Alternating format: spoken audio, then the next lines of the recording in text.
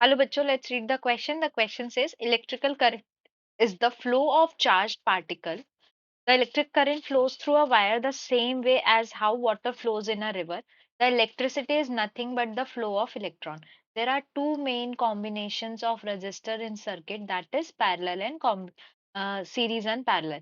In the given table, column 1 shows different combination of resistor, column 2 shows voltage and of different arrangement of resistor, and column 3 currents and voltage division needed or not in different arrangement of resistor. When does the voltage division problem arise? तो इस question में हमें बताया गया है कि हमारा जो करंट होता है वो क्या होता है, फ्लो ऑफ चार्ज पार्टिकल होता है। हमारा करंट जो फ्लो करता है वो वायर में किसका एनालॉगस होता है, जैसे हमारे नदी में पानी बहता है, ठीक है। और इलेक्ट्रिसिटी क्या होती है, फ्लो ऑफ इलेक्ट्रॉन्स होती है। और हमारे पास दो टाइप के रजिस्टर होते हैं सर्किट में, सीरीज और पैरेलल कॉम्बिनेशन में। अब कॉलम 1 में दिया हुआ है different combination of resistor, column 2 में दिया है वोल्टेज ऑफ डिफरेंट अरेंजमेंट, और कॉलम 3 में दिया है कि करंट और वोल्टेज डिवीजन नीडेड है या नहीं नीडेड है। तो अब हमें ये बताना है कि कब वोल्टेज डिवीजन की प्रॉब्लम अराइज होगी, यानी किस केस में वोल्टेज डिवीजन होगा। तो अब यहाँ पर देखिए जो हमारा की कॉन्सेप्ट यूज होगा वो ये है, we know voltage is divided when resistors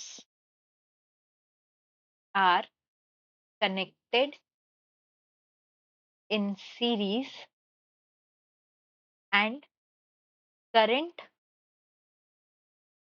in a series is same।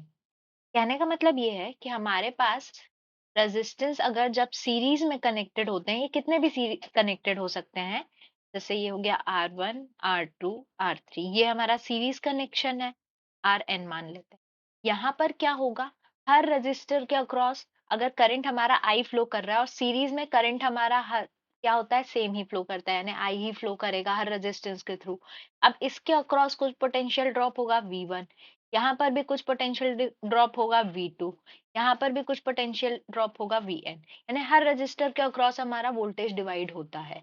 और ये किसके बराबर हो जाएगा, टोटल वोल्टेज V के बराबर, या जो भी हमारे पास वोल्टेज है ये टोटल वोल्टेज हो जाएगा, ठीक है। तो हमारा वोल्टेज डिवीजन किस केस में होता है, सीरीज के केस में होता है।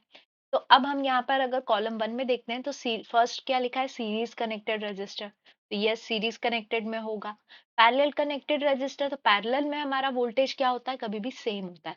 पैरेलल रजिस्टर के कॉम्बिनेशन में वोल्टेज दोनों टर्मिनल के बीच में क्या होता है, सेम होता है दोनों रेजिस्टर्स के लिए, तो ये ऑप्शन हमारा गलत हो जाएगा।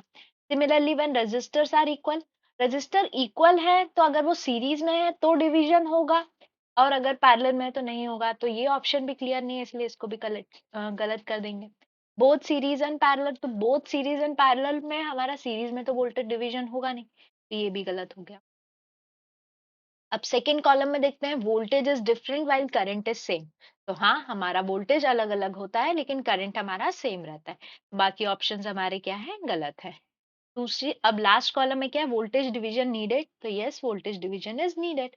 तो अगर हम ऑप्शंस देखें तो हमारा क्या है, फर्स्ट आई और जे, तो करेक्ट ऑप्शन क्या हो जाएगा, कॉम्बिनेशन ऑप्शन ए। तो आंसर इज ऑप्शन A.